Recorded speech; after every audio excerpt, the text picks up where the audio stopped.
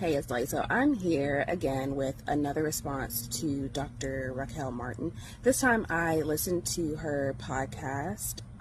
It's called Mind Your Mental, and she did a discussion about autism spectrum disorder with a few other guests. And I just wanted to give my comments and perspective. So the first thing that they started with is that when you meet one person with autism, you've met one person with autism.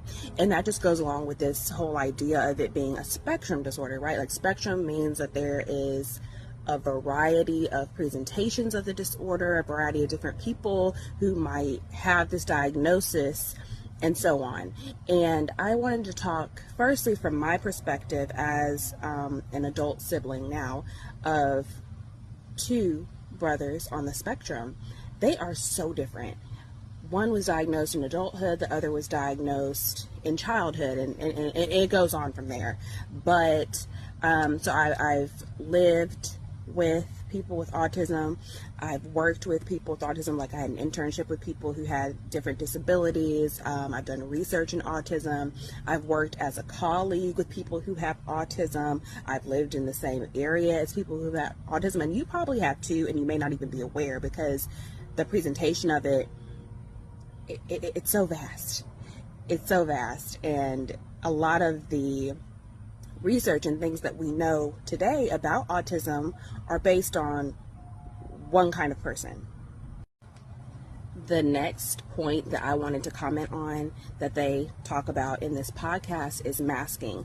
And so this is a change in one's behaviors, and it actually goes beyond just code switching.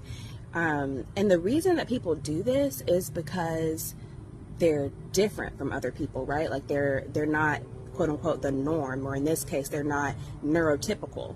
And so my question to you is, why is it that we as neurotypical, if I'm even neurotypical, why are we as neurotypical people so against making accommodations for people who could benefit from certain, resources, accommodations, whatever it might be, when this society that we live in was designed to benefit a certain type of person, a certain kind of person?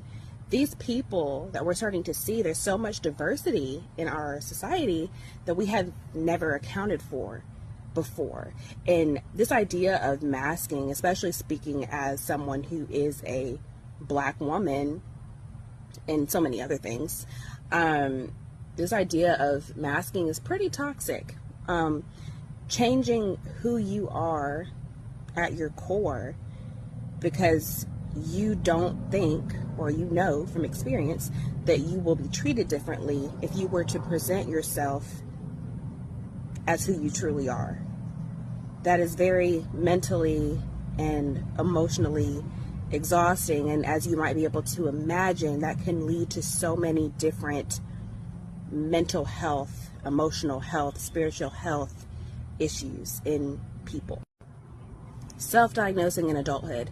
This is probably one of the first times that I've heard publicly, professionals especially, kind of advocate for self-diagnosis, particularly in adults, people, because it stems from this idea that we are the experts on ourselves. And also, if you're familiar with how labels come about, or how research historically has been conducted, that doesn't account for people like me. It doesn't account for people like my brothers, So to allow someone to self-diagnose, not saying that they don't need the help of a professional in some way, but allowing them to make that decision for themselves, I think that's so important. And I think it would also probably, help at least reduce a lot of misdiagnoses that we see. And also, when you think about the literal hoops that families and people have to jump through to get the services that they actually need, whether that's individualized education plans or, other work accommodations, whatever it might be. It can take years to get some of these things. But if you don't have that diagnosis, if you don't have that label, you can't get those things that you need. So why is it taking so long for us to get from point A to point B? These women on this discussion also talked about family planning. Like, at this point, I feel like everybody should be thinking that could be me. Whether it's autism or any other disability, whether you're born with it or you develop it later in life, there's a good chance that you or somebody in your family, somebody close to you, is going to have some sort of a disability, some sort of an impairment that they're going to need help with. And there are going to be new ones or ones that are rare that are going to become more common.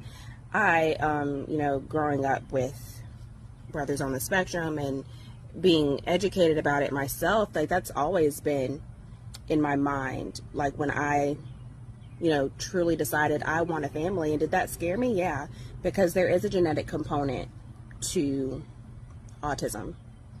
And a lot of the research, it's about boys, it's about white boys, at least in the U.S. And girls get missed, other races get missed, because it presents differently in different people. Because, as they were talking about in the podcast, you have this intersectionality of identities and cultures and all these other things. And so it might not affect you now, and so you might not care, but that doesn't mean that it never will be, quote unquote, your problem. And the last thing I wanted to say on this is, I'm a millennial, okay? I've got a brother who's a couple years older than me, and then one who's about 8 years younger than me. So 80s, 90s, this was on my family's radar. Like, we as a family knew that they had autism, but we basically had to fight to get other people to tell us what we already knew. And then now today it's 2024. And although, although we have made progress in autism diagnosis, interventions, etc.,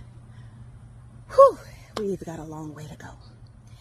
And what they ended on in that discussion, which I very much appreciate, and that this goes for autism and any other disability, difference, or whatever, skin color, religion that you might see in somebody, see the person.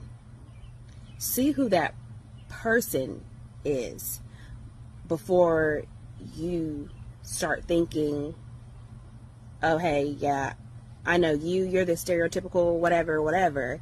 See the person and try to view your perspective of that person, your treatment of that person, whatever angle you're coming from a person perspective.